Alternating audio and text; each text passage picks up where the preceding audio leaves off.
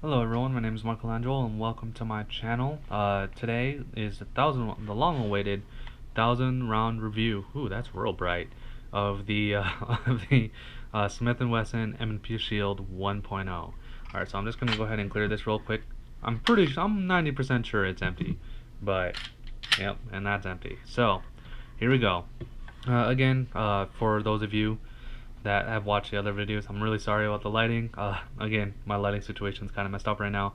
I do need to fix that, and I do apologize. It's just I'm trying to knock out all three of these round count reviews, or yeah, I guess I'll call them a round count review. All three of these round count reviews today because I shot them today, and I just wanted to be freshest in my mind. Is essentially what I'm trying to say here. So basically, what do I think about this handgun after 1,000 rounds? For the Shield 1.0, this is a fantastic weapon. Uh, it is a real nail driver, and I can talk about that in a separate video, but I'm going to hit on it a little bit here. Is that pretty much I've been shooting a hammer-fired guns ever for about a year and a half now, and I was about to say forever, but that's not true. For a year and a half now, and I kind of strayed away from striker-fired handguns. And the main reason for that was ease of use with the SIG P320 and with this handgun. It just, for me, there wasn't that much of a real challenge anymore, right? I was starting to getting 25, 30 yards with a striker fired pistol and being able to hit an 8-inch or 10-inch gong. I really got to measure that at some point, but it's one of the two. And for me, it wasn't fun anymore to practice shoot, to target shoot, to do drills with. Just because because with the drills, I knew that it was essentially my it's my sloppiness of all my other movements that is not shooting that prevented me from hitting the target. And with that, like, I don't need to shoot to do that, if that makes sense. I can do that at home with an empty firearm. Like, for an example, you can go and buy one of those $3 like target things where, like, when you pull the trigger, it puts a dot on the wall or whatever to show you where you actually hit. Like, so for me, when I missed with the striker fired weapon, it was mainly because of either I was messing around doing strong side unsupported, or weak side unsupported, or weak side supported, and it wasn't fun for me anymore. So pretty much I just went and did striker fire things for a while. Went on a huge tangent. I am so sorry about that. But anyway, back to this gun. So what do I think about this gun? The sights are good. The trigger is okay. The grip is good. So at this point, I'm in hour two. I'm in about hour two when I finally start shooting this gun, and I'm pretty sweaty. I'm a sweaty boy at this point, and this grip texturing held up a lot better than the HK-P30SK in the previous video. Go ahead and watch that. Be curious on how the 500 rounds did for the HK-P30SK. But yeah, this gun is fantastic. It is a steal. Well, I think I bought it either for $200 or $250. I don't quite remember. I believe it was $250 plus rebate, or it was $300 plus a $50 rebate for $250. Doesn't matter. Pretty much for the same price as a Taurus G2C or a Taurus G3C, because that's new out. I've been kind of tempted to buy that gun too to kind of check that out. But anyway, it is a fantastic gun for the subcompact range. If you're looking for a single stack subcompact with 8+1, or if you put in a mag guts, it is 10+1. Yeah, it is a fantastic gun. And this is rattling this all right off the top of my head right now. So, like I said, I'm just trying to push real fast to get through this review so that way I can get all my thoughts on paper. The only thing is that after going so long without firing this weapon, it's been, I would say, probably about 6 months since the last time I fired this weapon, is that I actually forgot how discomforting it is to fire this weapon because of how thin it is. That is really my only complaint about this firearm after 1,000 rounds, is that this 1,000 rounds was a long and gratuitous, I don't think that's the word I'm looking for, but it was a very long slog to get to 1,000 rounds. I really did not want to shoot this gun 250 rounds at a time. I did it today, and I am definitely going to regret it later. My hand hurts very much, and it is not a range toy by any means. It is definitely a purpose-built weapon. It is definitely a purpose-built pistol. It is designed to be put in your pocket, kind of, if you have very large pockets, or in a cargo pocket. It is designed to be a small, subcompact, concealed carry gun that you only want to use in a very dire circumstance, and don't get me wrong, this gun is a very accurate gun. Again, because I've been shooting striker fired weapons, I was able to hit targets out to 20 yards with this gun, and I was very proud of myself because I distinctly remember the last time that I used this gun. I was struggling hitting targets out to 15 yards, and now I can do it at 20 pretty easily. And it's just one of those things where like I I have no complaints about this gun for the most part. If you are looking for a concealed carry gun that is on the cheap, the M&P Shield 1.0, the first gen, is I believe $300 right now, $350 on Palmetto State, and you can find them for about the same price on Gunbroker. But on Gunbroker you can see all the models. You can see the ones with like the little lasers and the ones that have like the night sights and all that stuff. So this is a base model. It doesn't have anything special to it. It's really just a basic Gen 1. But yeah, that's pretty much all I got. After a thousand round review, this is definitely a gun that I will pretty much never sell.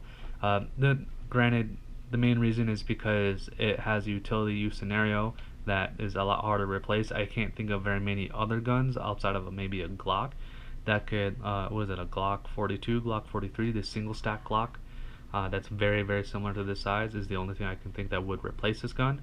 But at the end of the day, for me, for my parameters anyway, I shouldn't say parameters, but like if you forced me to choose between a Glock 43 and a Smith & Wesson Shield and I shot them the same, I'd pick the Shield over the Glock every single time. And that's just because I like supporting American companies. Now, Glock perfection, we can argue about that in the comments all day if you would like, and I will gladly argue it with you. But for me personally, like I will proudly say I am an arrogant American. I want an American firearm, and if the Smith & Wesson Shield can do it just as good as a Glock 43, then I'm gonna buy the Shield.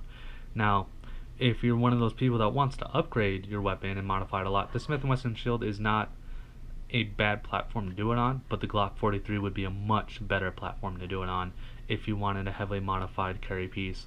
For me, I'm a real purist and I'm real simple. I don't really like modifying my guns all that much. The only modification I did to this gun is this magazine extension. All it is a new spring and a bigger base plate. It's the Mag Guts one that gives me +2 out of the 8-round magazine. And yeah, outside of that, this gun is pretty much perfection in my opinion. Now, I can only imagine that the second gen is so much better. I know that from other videos that I've watched that the main thing that people replace is the trigger, and they don't like the trigger. And if you're curious, this is the one with the manual safety. Personally, I never use it. The only time I've ever used a safety is when I was handing it to a person that was not very oriented with guns, and just in case for some reason they just want to put their finger in the trigger and just pull it, that they can't actually actuate the trigger. Now, with this being said, I'm not handing them a loaded gun, so I know a lot of you might just be the first thing you think of. It's not just that. It's just, at least in my experience, when I hand someone a gun, the first thing they want to do is just do this, right? And the thing is that for me, it's just an extra added safety.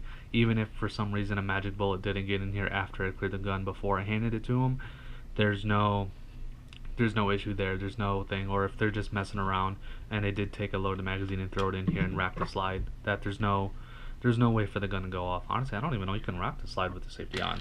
Oh, you can. Well, it doesn't matter. But anyway, it was just an extra safety precaution for someone that was not gun oriented. But yeah, outside of that, I pretty much never use it ever. Now, the only other thing I can say is that this takedown lever gets very hot very quickly, and luckily since I'm left-handed, this is not an issue for me. So my support finger's right here, and it just pow pow pow, pew pew pew. But I can see as a right-handed person that having this lever right here would be a huge problem because this does get hot. I only discovered this because I took my finger off the trigger and I put my finger right on it, and boy, that was toasty after 250 rounds, I tell you what. But I'm also not a slow, like my slow fire is pretty much the same. I want to say the same as like Honest Outlaw. If you've ever watched his channel, be sure to check him out. But I'm definitely one of those people where I squeeze the trigger, I let go till I feel the reset, and I squeeze again. And like my slow fire is probably about I would say around a second, or if I have no concept of time. So it's probably realistically a round every 2 seconds, but it's a pretty sustained rate of fire. I'll say, I wouldn't say it's slow rate. I would say a sustained rate of fire. One 10 round magazine will last me maybe 30 seconds. So that was really loud. Sorry for you headphone users. Rip. But yeah, I'm just going way off the walls now. But anyway, if you liked the video, hit like. If you disliked the video, hit dislike, share, comment, subscribe, all that stuff. If you have any questions about this handgun, please let me know. And again, from here on out, you won't see a 1250 or 1500 round review. Well, maybe a 1500 round review. But from here on out, you won't see another review of this handgun until either it malfunctions or, oh, that's another thing too. I've gone 1,000, I believe, 1,000 rounds without a malfunction, or I've only had one or two. Because thinking about it right now, I can't think of a time this has malfunctioned that wasn't my fault. So, with that being said, the malfunction, I'm pretty sure the only malfunction I had is that I was doing one hand unsupported and I was just limp wristing. But yeah, perfect gun. I wouldn't say perfect gun, but near perfect gun, at least for a budget oriented person. But hey, like I said, if you have questions, go ahead and leave them and I'll answer them. And if not, other people that watch this video will answer them for me. I appreciate you guys when you guys do that. It does help me a lot because I am a very, I want to say casual shooter, but I am not on the same level as all these other gun tubers. So when you're asking me like, hey, like, what's the trigger like? I honestly can't really answer that for you. I'm not a trigger snob. Like the most expensive gun I've ever shot was a Wilson Combat or a Dan Wesson Beretta 92. So and like that's only like a $1,200 gun. Outside of that, the second most expensive gun I've ever shot, I would have to say, is probably either CZ75BD or that HK P30SK. So my range of weapons and shooting good triggers and stuff like that is not very good. I've never shot a 1911 from my knowledge, so I don't really have anything to compare this to. And yeah, so that's pretty much all I gotta say about this, and I hope you guys enjoyed the video, and I'll see you on the next one. Like, subscribe, share, all that trash that I always forget about. Peace out.